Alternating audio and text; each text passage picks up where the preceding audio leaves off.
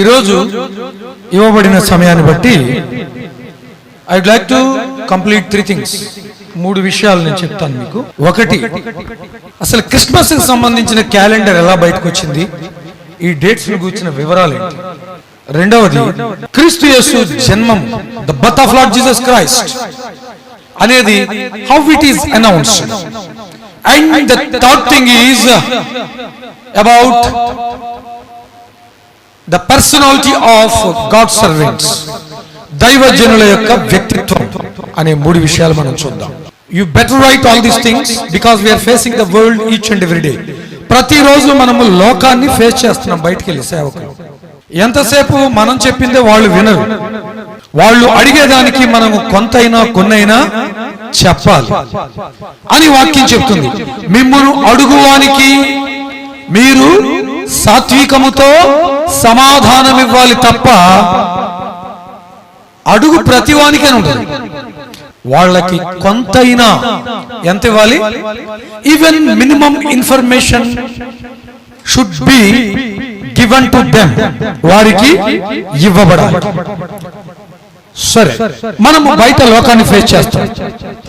మనలో ఎవరు కూడా మణిపూర్లో అలాంటి సంఘటన జరుగుద్దని ఎవరు అనుకోలేదు. మనం ఏమనుకుంటామంటే మణిపూర్లో జరిగింది కదా, మనకి జరుగుద్ది అనుకుంటాం. అక్కడ 7 రాష్ట్రాలు ఉంటాయి.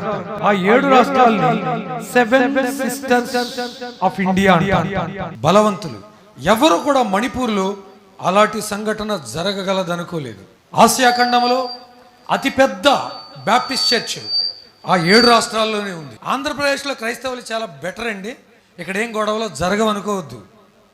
ఎక్కడైతే మనం అప్రమత్తంగా ఉండమో, ఎక్కడైతే ఏవి జరగవని మనం అనుకుంటామో, తప్పనిసరిగా అక్కడ దెబ్బ కొట్టడానికి సాతాను అన్ని విధాలుగా సిద్ధంగా ఉన్నాడు.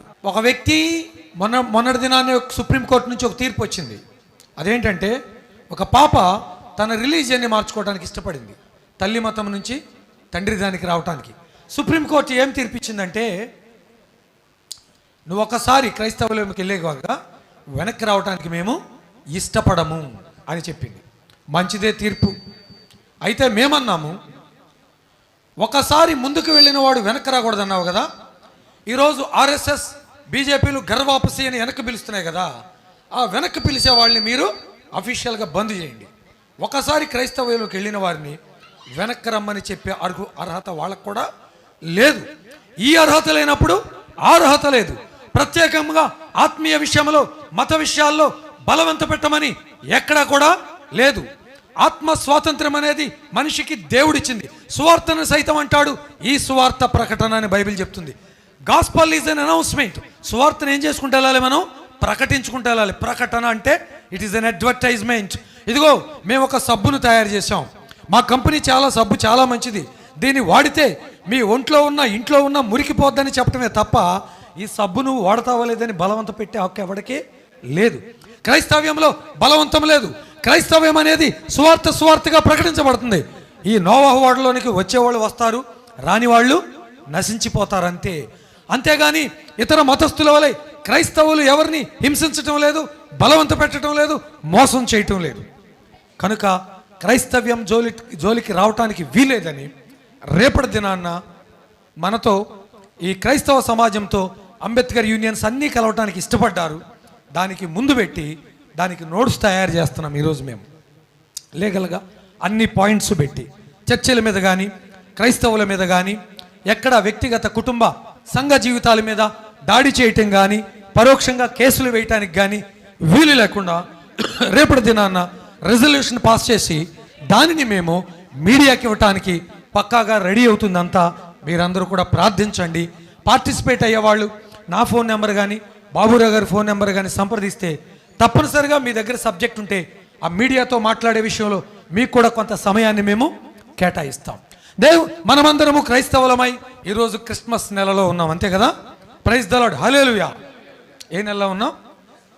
చాలామంది మనకేం అడుగుతున్నారంటే, అసలు యేసు ప్రభు పుట్టాడా, పుడితే ఈ నెలలో పుట్టాడా, పుడితే డిసెంబర్ 25న పుట్టాడా అని అడిగేవాళ్ళు ఎక్కువయ్యారు. కొందరు మంచి ఉద్దేశంతో తెలుసుకోవడానికి అడిగేవాళ్ళు అయితే, కొందరు క్రైస్తవ్యం మీద దాడి చేయడానికి, బురద జల్లటానికి అడిగేవాళ్ళు ఎక్కువగా ఉన్నారు.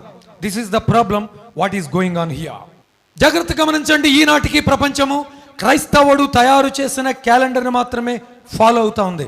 అంత క్రితం ప్రపంచంలో ప్రతి వాడికి ఉన్నది ఒకటే, that is nothing but solar calendar. ఒక అమావాస్య, ఒక పౌర్ణమి లేక ఒక పున్నమి అయ్యేటప్పటికి ఆ నెలను వాళ్ళు పూర్తి చేసి వెనక్కి నెట్టేవాళ్ళు. It is called solar calendar. ఈ సోలార్ క్యాలెండర్ జరుగుతున్న దినంలో ప్రతి సంవత్సరం ఒక నెల 15 రోజులు టైం తేడా వచ్చి ఈ నెల సమ్మర్, మిడ్ సమ్మర్ ఒక నెల వస్తే నెక్స్ట్ మంత్ మిడ్ సమ్మర్ వచ్చేటప్పుడు ఇంకో నెల వస్తూ ఉండేది. కారణం, ప్రతి సంవత్సరము 5 నుంచి 6-7 రోజులు తేడా వచ్చి 7-8 సంవత్సరాలకు ఒకసారి, 10 సంవత్సరాలకు ఒకసారి నెలలు మారిపోయి ఇది ఏం జరుగుతుందో అర్థం కాని పరిస్థితి ఉన్న రోజుల్లో మొట్టమొదటిగా ఒక వ్యక్తి జూలియస్ సీజర్, మీరు నోట్ చేసుకునే వాళ్ళు నోట్ చేసుకోండి పాయింట్. జూలియస్ సీజర్ అనబడిన వ్యక్తి ఒక 365 రోజుల క్యాలెండర్ను ప్రతిపాదించాడు. 365 రోజులు క్యాలెండర్ స్టార్ట్ చేయటం ప్రారంభించాడు. దాన్ని ఎప్పటి నుంచి లెక్క పెట్టాలో అర్థం కాని పరిస్థితి. ఒక రోజు అది ఫస్ట్ క్యాలెండర్. దాదాపుగా ప్రపంచంలో లెక్కలు వేయడానికి ఫస్ట్ క్యాలెండర్, కానీ దాన్ని ఎక్కడి నుంచి ప్రారంభించాలి ఎవరికి అర్థం కావట్లా. ఎవరితో ప్రారంభించాలి, వెనక్కి ఎలా లెక్కేయాలి, అక్కడి నుంచి ముందుకు లెక్కేయాలా, అక్కడి నుంచి వెనక్కి లెక్కేయాలా, ఏ వ్యక్తి పేరు మీద, లేకపోతే ఏ రాజు ఏ చక్రవర్తిని పెట్టాలి. సీజర్ అగస్టస్ పేరు పెడదాం అనుకున్నారు. జూలియస్ సీజర్ తన పేరు పెట్టించుకుందాం అనుకున్నాడు. మానవుని యొక్క లక్షణం ఏంటి, సాతాను లక్షణం ఏంటి? దేవుని మహిమను దొంగిలించి తాను దేవునిగా కొనియాడబడాలి. దేనికి బేస్ చేసుకుని, దేనిని ఆధారం చేసుకుని లెక్క వెయ్యాలి. 360 రోజులు లెక్క దొరకట్లేదు, తిరుగుతా ఉన్నారు. లెక్కల సంవత్సరాలు గడుస్తున్నాయి కానీ ఎలా వెళ్లాలో అర్థం కావట్లా. ఈ నేపథ్యంలో నమ్మకమైన దైవజనుడు, ఆయన పేరు డెన్నిస్ ద లిటిల్, రాసుకోండి. డెన్నిస్ ద లిటిల్ అనబడిన దైవజనుడు, ఆయనకి మరొక ప్రాముఖ్యమైన పేరు, దేవుని సేవకులందరూ కలిసి ఇచ్చిన పేరు ఏంటంటే డెనీసియస్ ద హంబుల్, అతి దీనుడైనటువంటి డెన్నిస్.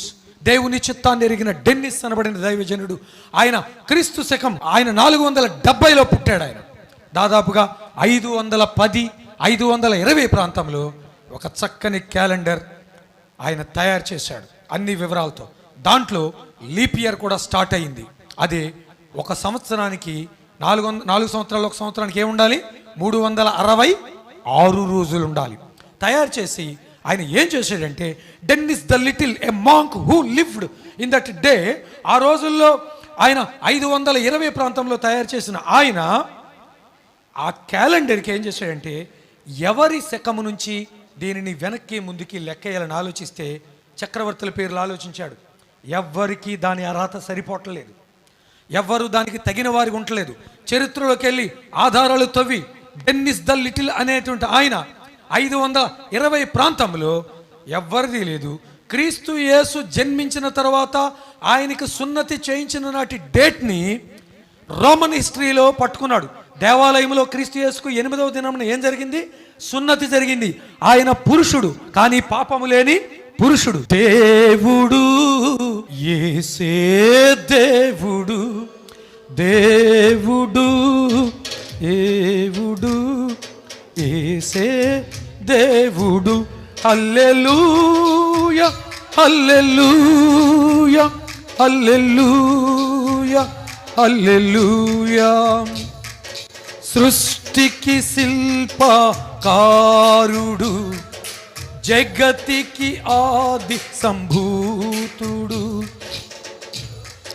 శిల్పకారుడు, జగతికి ఆది సంభూతుడు.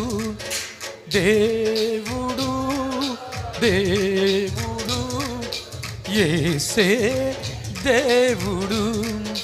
నిన్న నేడు నిరంతరం ఒకటయ్యున్న. చాలు. డెన్నిస్ ద లిటిల్ అయినటువంటి ఆయన ఒక క్యాలెండర్ని తయారు చేసి ఆయన మొట్టమొదటిసారిగా క్రీస్తు శకము ఏడి అనే మాటను ప్రారంభించాడు. అన్నో డొమినై అనే పదాన్ని మొట్టమొదటిగా స్టార్ట్ చేశాడు. అనగా ప్రభువు యొక్క దినము, the year of lord, the year of, లేకపోతే ఒక క్రిస్టియన్ మాంక్, ఒక డెడికేటెడ్ పర్సన్ ఇంగ్లీష్ బైబిల్ని ప్రపంచానికి తీసుకొచ్చాడు. ఆయన పేరు విలియం టిండేల్. ఆ క్యాలెండర్ వచ్చిన 100 సంవత్సరాలకి ఇంగ్లీష్ బైబిల్ని బయటికి తీసుకొచ్చాడు విలియం టిండేల్. ఈ లోకానికి క్యాలెండర్ అందించింది ఒక దైవజనుడు. ఈ లోకానికి ఇంగ్లీష్ బైబిల్ని, ఇంగ్లీష్ భాషని అందించింది ఒక దైవజనుడు. ఈ లోకానికి మొట్టమొదటి విమానాన్ని ప్రపంచానికి అందించింది ఒక దైవజనుని కుమారులు. ఈ లోకానికి మొట్టమొదటి గుండె ఆపరేషన్ మార్పిడి చేసింది ఒక ఆఫ్రికన్ దైవజనుని కుమారుడు డాక్టర్ క్రిస్టియన్ నీతిలింగ్ బెర్నార్డ్. ప్రతిదీ దేవుని వలన, దేవుని సేవకుల వలన, దేవుని వాక్యము వలన ఈ లోకానికి ఊపిరి అందుతుంది. ఎందుకంటే మన దేవుడు ఈ లోకమునకు అధికారై ఉన్నాడు. ఆయన ఈ లోకమునకు ఆధారమై ఉన్నాడు. ఆయన వాక్కు చేతనే సమస్తమును కలిగింది. దైవజనులమైన మనము we must maintain certain harmony. ఒకసారి 1 కీర్తన 1వ వచనం తీయండి. ఒకవేళ తర్వాత నేను మర్చిపోతానేమో. దుష్టుల ఆలోచన చొప్పున, అది ఇంగ్లీష్ బైబిల్లో బ్లెస్సడ్ అని స్టార్ట్ అవుతుందండి, అది రాసుకోండి. తెలుగు బైబిల్లో అది దుష్టుడని స్టార్ట్ అవుతుంది కదా. ఇంగ్లీష్ బైబిల్ ఆ కీర్తన మీరు 2 బైబిల్స్ చదవండి మ్యాక్సిమం. ఒకటి ESV బైబిల్స్ గిడియన్స్ ఇస్తున్నారు, ఇంటర్నెట్ ఫ్రీగా ఇస్తున్నారు. ఇంగ్లీష్ స్టాండర్డ్ వెర్షన్స్ బైబిల్ చదువుకోండి తెచ్చుకుని. తర్వాత మీరు పోతే కామెంటరీ కొరకు కావాలంటే న్యూ లివింగ్ ట్రాన్స్లేషన్ బైబిల్స్ దొరుకుతున్నాయి. మీకు దొరకకపోతే నన్ను అడగండి. న్యూ లివింగ్ ట్రాన్స్లేషన్ బైబిల్ చదవండి. తర్వాత కింగ్ జేమ్స్ వెర్షన్ బైబిల్ ఎప్పుడు మీ దగ్గర పెట్టుకోండి ఒకటే. అది మీరు రెగ్యులర్గా బట్టి పట్టకపోయినా NKJV బైబిల్ ఎప్పుడు మీ దగ్గర ఒకటి ఉండాలి, న్యూ కింగ్ జేమ్స్ వెర్షన్. ఒకవేళ మీరు బట్టి పట్టకపోయినా దాన్ని రెఫరెన్స్ కొరకు స్కిమ్ అప్ చేయడానికి you should have such book. ఆ పుస్తకం మీ దగ్గర తప్పనిసరిగా బైబిల్ని చదవండి. దేవుని వాక్యం చెప్తుంది, blessed is the man who wax not in the council of the ungodly. పాపుల మార్గమును నిలువక, అపహాస్యకులు కూర్చుండు చోటన కూర్చుండక. చాలు, ఈ విషయాన్ని ఒకసారి మనం మాట్లాడదాం. అపహాస్యం, దీన్ని ఇంగ్లీష్ బైబిల్లో మోకరీ అన్నాడు, స్కార్న్ అన్నాడు. అపహాస్యం అనేది ఎక్కువైంది. అపహాస్యకులు కూర్చుండు చోటన, అపహాస్యం అనేది మోస్ట్ డేంజరస్. నేను చాలా మందిని చూసా, అపహాస్యం చేసి చేసి నశించిపోయిన వాళ్ళని చాలా మందిని చూసా. అపహాస్యం అనేది చాలా డేంజర్. అపహాసకులు కూర్చుండు చోటున అంటే ఏంటి? ఆ కూర్చున్న కాసేపటికి వాళ్ళు అపహాస్యపు మాటలు మాట్లాడుతూ ఉంటారు కదా, తెలియకుండా వాళ్ళతో కలిసి మనం కూడా ఏదో ఒక మాట నాకు జరిగింది. నేను బలహీనుని కనుక మీకు జరిగిందో లేదో, 10 మంది అపహాస్యం చేసే వాళ్ళ దగ్గర కూర్చోండి, ఒక అరగంట తర్వాత మనకు మెల్లగా స్టార్ట్ అవుద్ది ఆ వాతావరణం. మనం కూడా వాళ్ళతో కలిసి సెటైర్లు వేయటం, అపహాస్యం చేయటం, వెక్కిరింతగా మాట్లాడటం స్టార్ట్ అయిపోద్ది.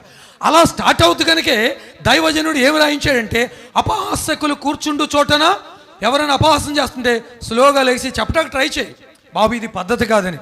ఒక దైవజనుడి దగ్గర నీకు సమస్య ఉందా, ఆ దైవజనుడి గురించి వేరే దైవజనుడికి చెప్పొద్దు. సాధ్యమైతే ఆ దైవజనుడిని కలవటానికి ట్రై చేయి. బ్రదర్ మొన్న అలాగ అన్నారు కదా, అలా జరిగింది కదా, అలా కాకుండా ఇలాగైతే బాగుంటుందేమో అని నాకు వాక్యాన్ని బట్టి అనిపిస్తుంది అని అంటే ఆ సమస్య అక్కడితో తీరిపోద్ది. ఆయన సరి చేసుకుంటాడు, లేకపోతే లేదు.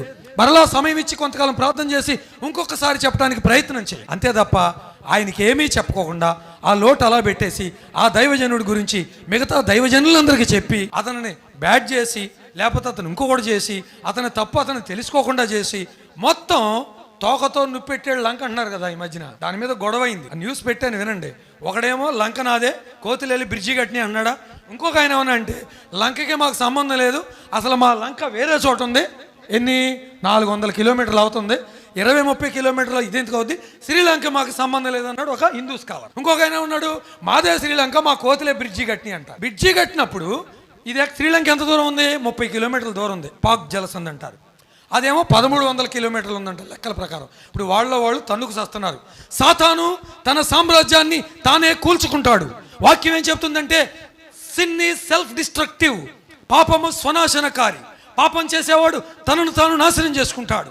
పాపి అయిన వారు ఇదిగో కుట్ర చేసి చేసి చేసి చివరికి వాళ్ళే తన్నుకు చేస్తారు. అందుకనే ప్రకటన గ్రంథం చెప్తుంది, ఇదిగో శత్రు రాజ్యాలకు దేవుని యొక్క చిత్తము నెరవేరు వరకు ఏకాభిప్రాయము కలుగునట్లుగా దేవుడు వారికి ఏక మనస్సు కలుగజేసెను. ఎవరి మీదకి? దేవుని ప్రజల మీదకి. యుద్ధానికి వెళ్ళటానికి వాళ్ళందరినీ ఒకే చోట నాశనం చేయాలని, ఒక్కొక్క చోట నాశనం చేయడం డిఫికల్ట్ అని దేవుడు ఏం చేశాడంటే వారికి ఏక మనసు ఇచ్చాడు. శత్రువులకి ఏక మనసు వస్తుంది. తాగుబోతులకు చూడండి ఎంత ఐక్యత ఉంటుందో. ఈవినింగ్ అయ్యేటప్పటికి ఆ టీం కరెక్ట్గా కలుస్తారు అక్కడ. అసలు వాళ్ళ ఐక్యత, వాళ్ళ మాటలు, మళ్ళీ వాళ్ళ ముఖంలో సంతోషం, ఆ ధీమ, ఆ పరిహాసము. సిగరెట్ కాల్చేవాడు కూడా అంతే, ధైర్యంగా నడు రోడ్డు మీద కూర్చుని పీలుస్తూ ఉంటాడు. వాడు ఏం భయపడ్డో బాధపడ్డో ఆ ముఖంలో ఎంతో సంతోషం కనపడతా ఉంటుంది. కోర్స్ అది సాతానిచ్చింది, తాత్కాలికమైంది కావచ్చు, కానీ దేవుని ప్రజలమైన మనము we should have more harmony and more happiness rather than any other one in the world. లోకంలో ఉన్న ఏ ఇతరుల కంటే కూడా మరి శ్రేష్టమైనటువంటి సంతోషము మనము కలిగి ఉండాలి. కనుక ఈ క్యాలెండర్ని అలా తయారు చేశారు. ఆయన పేరు డెన్నిస్ ద లిటిల్. క్రీస్తు శకములో ఆయన 520 ప్రాంతంలో క్యాలెండర్ తయారు చేసి క్రీస్తు పూర్వం దాన్ని అందిస్తే ఈ మధ్యన దాని మీద వివాదం వచ్చింది. క్రీస్తు పూర్వం అనొద్దు, సిఈ అనండి కామన్ ఎరా, బిసిఈ అనండి బిఫోర్ కామన్ ఎరా అనమన్నారు. సరే, కామన్ ఎరా అన్నారు ఏడిని, బిసిఈ అన్నారు బిఫోర్ కామన్ ఎరా. దేని నుంచి కామన్ ఎరా, దేని నుంచి బిఫోర్ కామన్, దేని నుంచి కామన్ ఎరా, దేని నుంచి బిఫోర్ కామన్ ఎరా చెప్పండి, వాళ్ళని అడగండి. ఓకే, కామన్ ఎరా. దేని నుంచి బిఫోర్ కామన్ ఎరా చెప్పండి, వాళ్ళని అడగండి. ఓకే, కామన్ ఎరా, బిఫోర్ కామన్ ఎరా. దేని నుంచి కామన్ ఎరా, దేని నుంచి బిఫోర్ కామన్ ఎరా, వాడు చెప్పాలి మనకి. మీ తాత పుట్టినప్పటి నుంచా, లేకపోతే మీరు చెప్తున్నప్పుడు నుండి బ్రిడ్జి చేసిన కోతులు పుట్టినప్పటి నుంచా, ఎప్పటి నుంచి లెక్కేసావు? మళ్ళీ దానికి కూడా క్రీస్తు యొక్క జన్మము నుంచి, రోమా సామ్రాజ్య లెక్కల్లో రాయబడిన క్రీస్తు సున్నతి దినము నుంచి రావలసినదే. కనుక క్రీస్తు ప్రజలమైన మనకు కావలసిన ఐక్యత అనేది అది ఆత్మ సంబంధమైనదై, ఒకరికి ఒకరు కొండెములు చెప్పుకొననిదై, దేవుని రాజ్యానికి మేలు చేసేదై ఉండాలి. చివరిగా లూకా సువార్త ఈ ఒక్క వచనాన్ని 2:11 చదివి ముగిస్తాను. క్రిస్మస్ 2:11.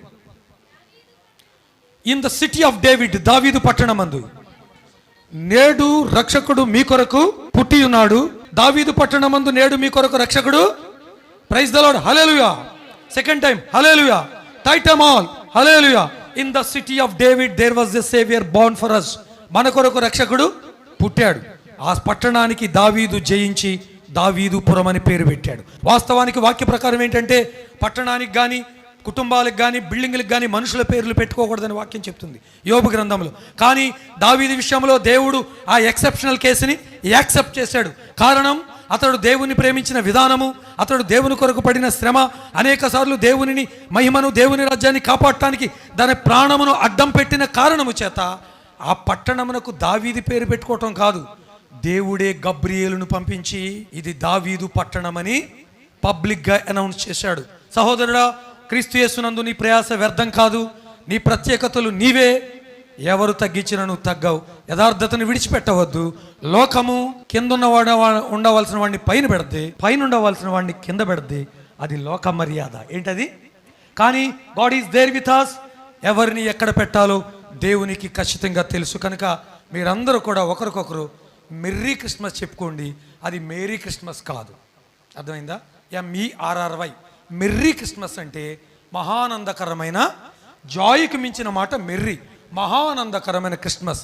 అటువంటి మహానందము మీ వ్యక్తిగత, కుటుంబ, సంఘ జీవితాలకు మరింత స్పష్టముగా కలిగి దాని ద్వారా వచ్చే సమస్త మహిమ దేవునికే చెంది మనలందరినీ ఆయనే దేవుడు సదా దీవించుగాక. దైవాశిస్సులు. ఆమేన్. చిన్న ప్రార్థన చేద్దాం. పరిశుద్ధుడా, నమ్మదగిన దేవా, విన్న వర్తమానాన్ని దీవెనకరంగా చేయండి. తర్వాత జరగబోయే కార్యక్రమాన్ని మీ గాయపడిన స్థలంలో తీసుకున్నామని యేసుక్రీస్తు వారి పేరిట ప్రార్థించి పరిశుద్ధాత్మ సహాయంతో వేడుకున్నాం పరమ తండ్రి. ఆమేన్.